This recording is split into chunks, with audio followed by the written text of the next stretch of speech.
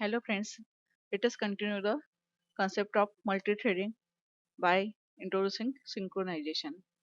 What is synchronization?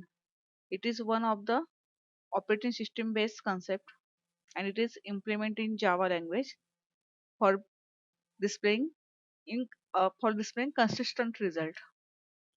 If we have multiple threads and they decide to start and making the use of same resources, then the single resources there is possibility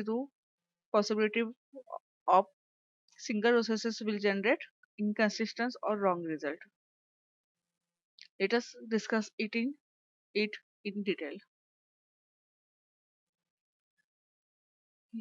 The main concept of synchronization is whenever two or more threads access the same data simultaneously, it may lead to a data loss. For example, if two people access the same saving account, then it is possible that one person may overdrawn or check may bounce.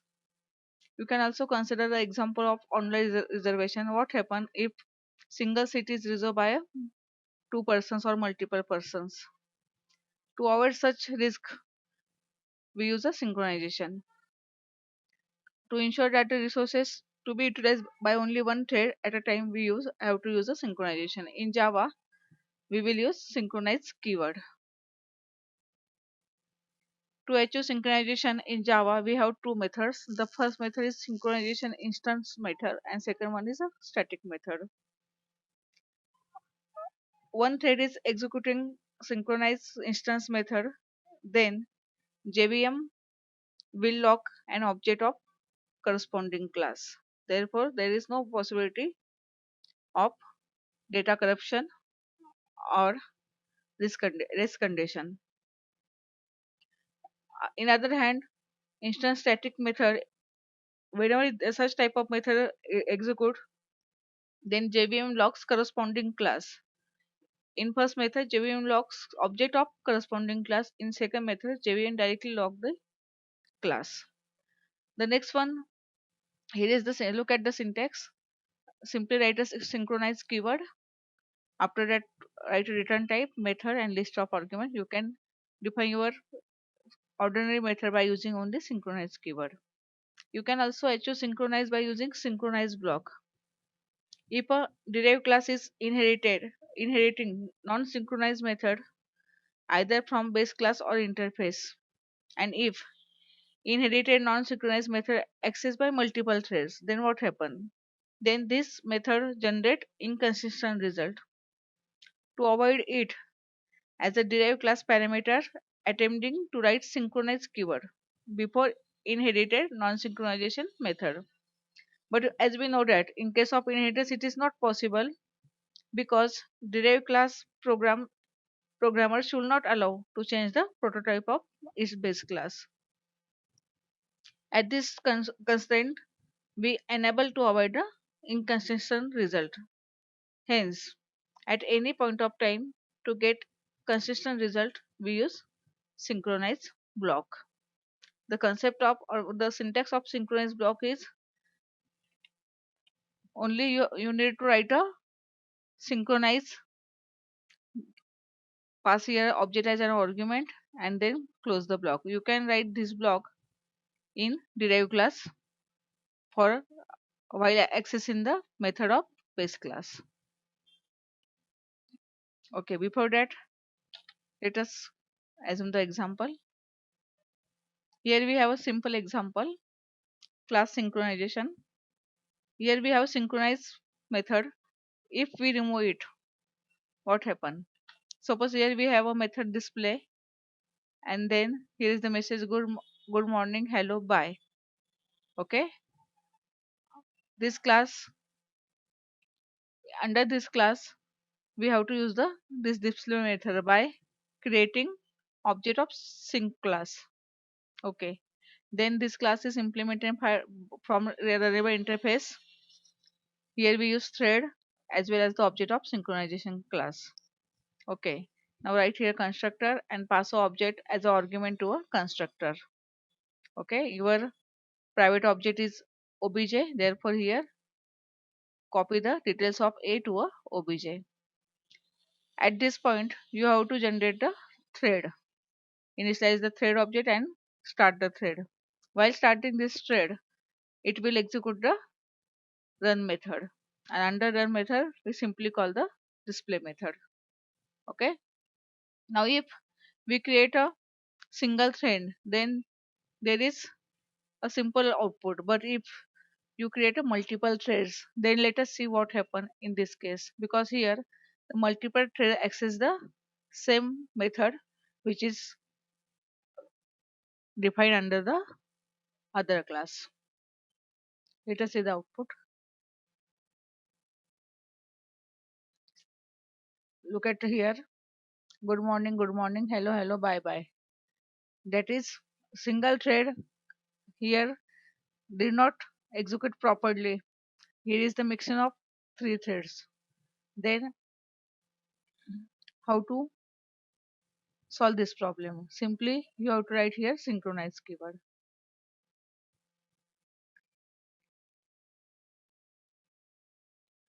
Over. Now let us see what will happen here. Now the first thread finishes work and then only second thread get initialized. Like this you can use a synchronization. Let us see one more example. Here we have account and we try to deposit the some amount to a balance. Under this account class, balance is initial 0. Okay, deposit here accept one single argument of amount. Whenever we call this function deposit, then we have to pass here some amount, and that amount is added to balance, and balance get incremented. Okay, here we don't need this method get well. Now suppose here we have a customer class, write a object of account class. Under this customer class, pass the object of account class. Okay, here is the name is same ACAC, therefore here we use this keyword. The role of this class is only to execute the run method and deposit the 1000 rupees every time whenever you call the deposit method. Okay, now let us create a number of customer by using this by of this customer class. You have to create an object of account for calling the method.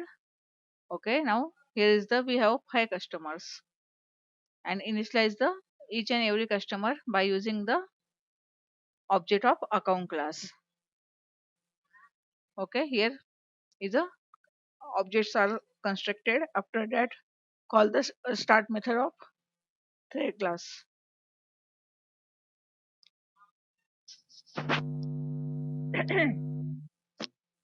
Okay, now let us see the output. Here we did not use a synchronized keyword. Here is a inconsistent result because for first customer amount is 2000, right, but for second customer it is not right amount 5000. Then let us avoid this data corruption by using synchronized keyword.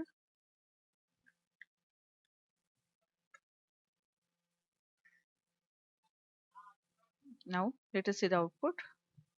Here is the proper output. For first customer balance is 1000, after that 2000, 3000, 4000 and 5000. Like this you can simply use a synchronization by using synchronized keyword. You can also try the static method as well as the synchronized block.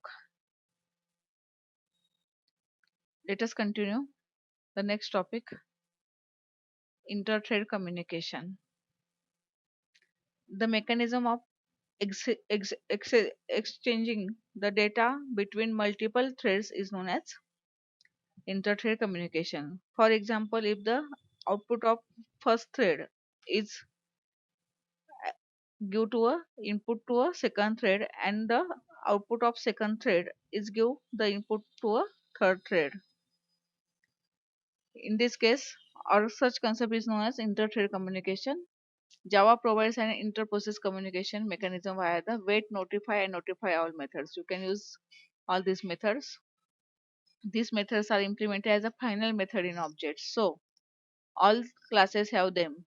All three methods can be called only from within a synchronized context. Wait method tells the calling thread to give up the monitor and go to the sleep until the some thread enters the same monitor and call the notify. Whenever the notify get call, then wake up the first thread which is in wait condition. And notify all is used to wake up the all threads which are on under the wait method. Let us see the simple example. In this example, we have a problem of producer consumer. Producer is one of the thread which will produce only one item which is supposed to be consumed by a consumer. At any point of time, producer is not allowed to produce the multiple items, as well as consumer is a thread which will consume only one item which is produced by a producer. At any point of time, consumer allowed to consume only one item, not a multiple items. Here we have a class Q. At a synchronization method put, whenever consume item, then call a put function. Here we have boolean value. If the value boolean value is false, then what happen? Thread get enter into waiting stage. To display to display output after the delay of 1 second, we use here sleep method. Okay. Then here is the member of Q class N. You need to put the current value of put function to a N and display the put value. Okay. But at this stage, we have to set a val set to variable as equal to true and call the notify because it is in wait stage. After displaying the value, it will go enter and into notify stage. Okay. This method is only called by a producer. Then if the consumer want any item, then he will call the get method. And if val set variable is false, then only it will goes into waiting stage. But if it is not false, then what happen? Then it will display the get item value. But for the alternate output, you have to set here boolean value equal to false, call the notify and return the value of an, I think yeah, here it will return the integer value. Therefore get function always return a new value of n. Okay. Now these two methods used by different classes. Here in case of producer class, we write a constructor pass a object of q because we want here to call the put method. Okay. Then initialize the thread. Under the thread, infinite loop is present here. Put the one by one value. Okay. Now you need to get the value. Therefore write a consumer class. Again the process is same. Only here you want to get the method. You only want to call the get method. Okay. Now by using this q object, declare the object of these two classes. Simultaneously these two objects get initialized or get started.